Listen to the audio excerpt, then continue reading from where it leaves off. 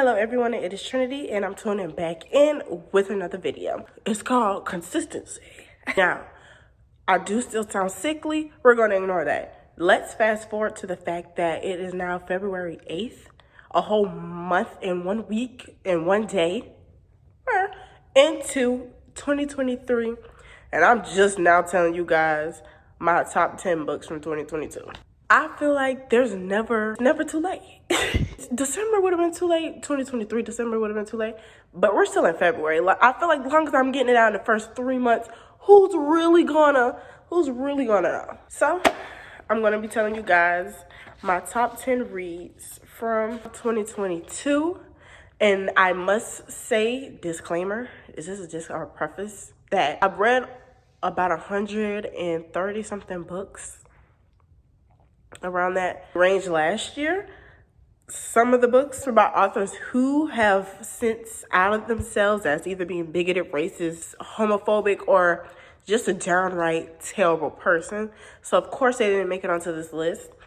Or I am only doing authors once. So I didn't do repeating authors on this list. So don't go looking at my reads because I read a lot. And if your favorite book isn't on here, I'm sorry. Coming in 10th. It's a book probably a lot of people haven't heard of, but when I've read this book, I was definitely on my book talk talking about it nonstop. But coming in 10th place is the Unsealy Prince series. So this series is about a woman. I was about to say, same difference. A girl, woman. She is a human witch. She has powers. She calls upon something that she doesn't know about. Then the Unsealy Prince, Fae, he's a Fae, comes, kidnaps her, take her to his realm, and then they fall madly in love. You know, a little Stockholm syndrome. I liked it. Like, it's fantasy. The coming in ninth is Dangerous King. I don't know what it was about. I feel like if you know me, you know that my favorite genres in specifically romance, the subgenres in romance, supernatural, and mafia. Top two, not two. Yeah, mafia-esque. She is a badass female main character. I can't lie. From what I remember, they're like childhood best friends to slightly enemies to acquaintances. Like they have mutual needs from one another to lovers. She is also a part of the mafia. She running the show basically. He didn't think that she was a part of it, so he didn't want to bring her back into the lifestyle that he was in. But he was madly in love with her. But he didn't want her, you know, one of those, I love you, but I'm gonna love you from afar. End up working together. They get closer. They fall in love. I'm doing a shitty job of explaining these books. I can give you like tropes. I give you a slight synopsis. 8th is Midnight Moonlight. My Midnight Moonlight Valentine's Day coming up. I love this book. It's a vampire-esque witch fantasy. It starts off with her in the woods. Then I think she's hunting. I can't remember. Starts off with her in the woods. They run into each other and he's like, hey, I need your help, mutual help. And then she's like, oh, you're kind of an old decrepit vampire. Why do you need my help? And little does she know is that he knows that she's his lover. They're mates. They're soulmates. And she's just like, I don't really believe you. I don't believe in this shit. He's just like, what can I do to make you believe me? And so then they have to go on this little journey. And he was like, okay, I'll tag along and help you on your journey. Forced proximity, mutual benefits, because I think he also ended up meeting something. Oh, the fucking plot twist in this book is the reason why it's on this list.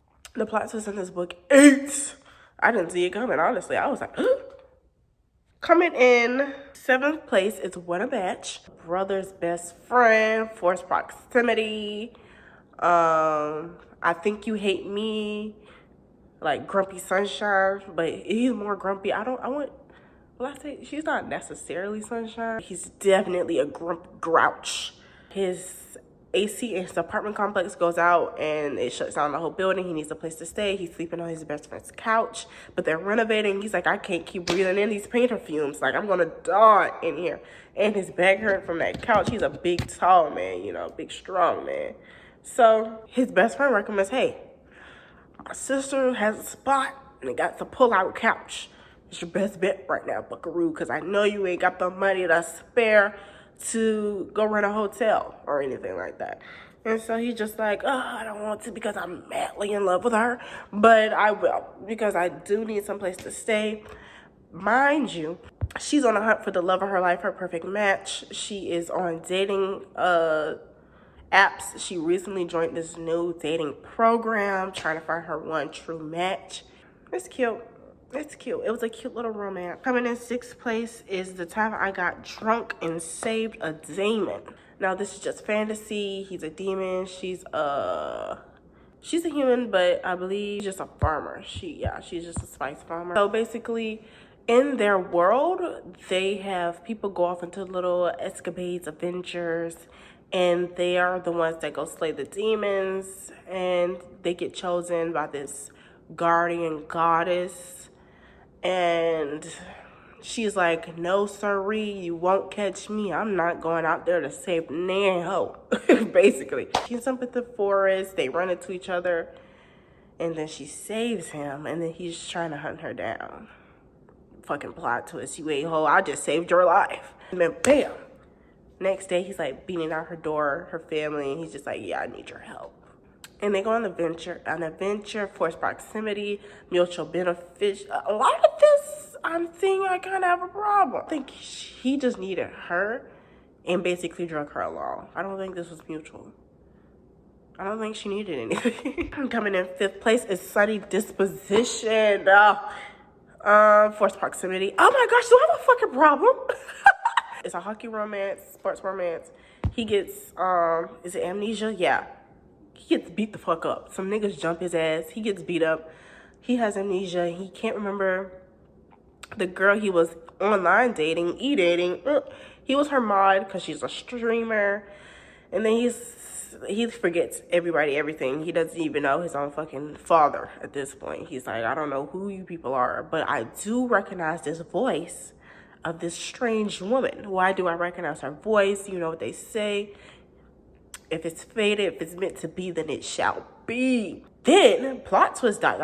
she ends up going to this is a college romance also, same college as him, and they end up as roomies. It was cute. It was spectacular. It was a nice vibe, honestly.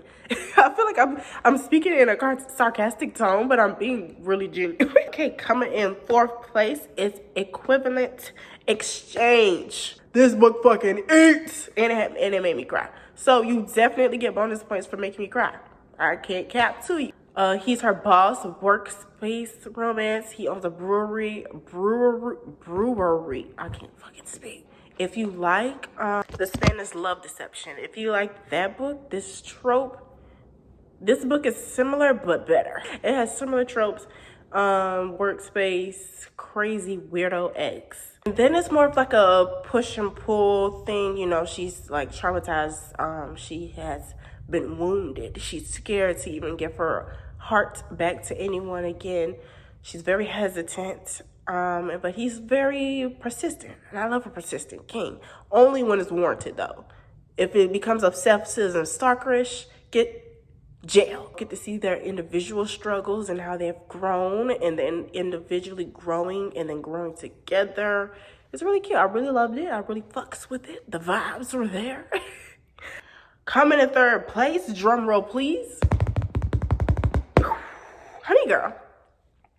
Honey Girl, it is a sapphic romance. Oh my gosh, I love this book because it is so deep. I felt this in my soul. I felt like I was the main character. Like, I felt what she was saying, like from her having a father that had his own dreams for her, pushed upon her, and her feeling trapped in a career that she didn't know how to navigate through. Like, she had her doctorates and she had graduated college, but she still felt stuck. She said, she was like, I have a mission here, but I'm lost. I'm stuck. I felt that. That's so real. But one day, I think this was her birthday trip.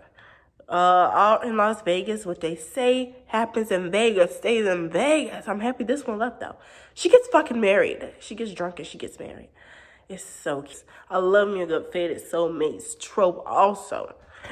Clearly Forced proximity and soulmates are my top 2 tropes. I can't lie. Really just a journey of her on her own, of her trying to find herself in her career, break down those toxic barriers that she's built around herself, heal from her mommy and daddy issues. I would say more daddy issues. And it's not too mainly focused on the romance, but the romance is interconnected to it and has some really great quotes in it. I love me a good poetic book also. Like I love a poetic romance. It feels like a poet wrote this. I loved it. I love it. Coming in second place, Restore Me. Another black romance. Oh my gosh, was Stormy pulling me through the fucking ringer. I can't even lie to you. I love me some Dominic. Some Dom. That's my man. Honestly, this is push and pull, hesitant. Not forced proximity, but I will say faded soulmates in the contemporary romance sense. It deals with her grieving from her dead husband, and she falls in love with his best friend. Now, I know what you're going to say because I said the same damn thing before I read the book. I don't really fucks with this. Honestly, I'm going to be honest. I was like, I don't really fucks with this because why would you go after his best friend out of all things you can do? But honestly, they were meant to be. It's hesitant because she's like, no, you're my ex-husband's best friend, rightfully so. It gets scary. But the way the author wrote it, shout out to jail. The way the author wrote it, it makes sense and it's not in a betrayal way. It's not in a nasty, like, you were plotting on my woman all along, you weirdo bitch. Whoa, I don't know where that came from. But it's more of it in a sense of, like, it's the trope of, like, Vampire Diaries. Brother loved her first, so I let her have him. And it's my best friend loved her first, so I let him have her. So good. It's another poetic one for me for sure. I love a book that is challenging for the characters themselves. I love me a good book that's just vibe and just cutesy, but I also love a book that's challenging for the characters. So clearly on my top 3 books are books with characters that have a major character development. And it is. Last but not least, but finally, the number 1 is Excuse Me While I Ugly Cry. It's a YA romance. It's a black romance. And this book, clearly it heals something in my inner child. I don't know what or where or how, but it did. I love this fucking book. So it starts with the female main character. She has a diary, but she writes her diaries in the forms of lists. So list of guys that I find cute, list of my deepest, darkest secrets, list of people that I've done wrong, and like her explaining what she did and stuff like that. Her book gets taken, and then she's like, oh, who has it? And then she ends up getting kind of blackmailed. Not kind of, she does get blackmailed, and they're like, do this, or we're going to post it on Instagram. And then she didn't do it. She was like, no, you're fucking with me. Instagram, it went. And people were looking at her like, oh, you're a little dirty liar. It definitely was high school-esque scandal. But the person that had her book last is the male main character. And she's like, you're blackmailing me. I know it's you. I think it's you. And then they go, forced proximity. They go on this journey of trying to find her diary and also finding the person who's blackmailing her and also completing the things on the list. Oh, it's a doozy. Oh, it's a journey. Oh my gosh, it is so good. It's a great character development. I love the way we got from point A, B, C, and ended at D. It was some amazing character development, might I add, because that Gwen, she was off her rocker. I'm so happy she found Carter. She finds new relationships outside of just a romantic one. She makes friendships. She makes connections with people. And it's cute. I really loved it. It's a cutesy little YA romance. It is. It's number 1 for me, definitely. And thank you guys for watching. That is my top 10 books that you all should definitely read from 2022. It's a little late, but never late. Better late than never. That's what I'm trying to say. Yeah. This is Trinity, and I'm tuning out. Thank you guys for watching.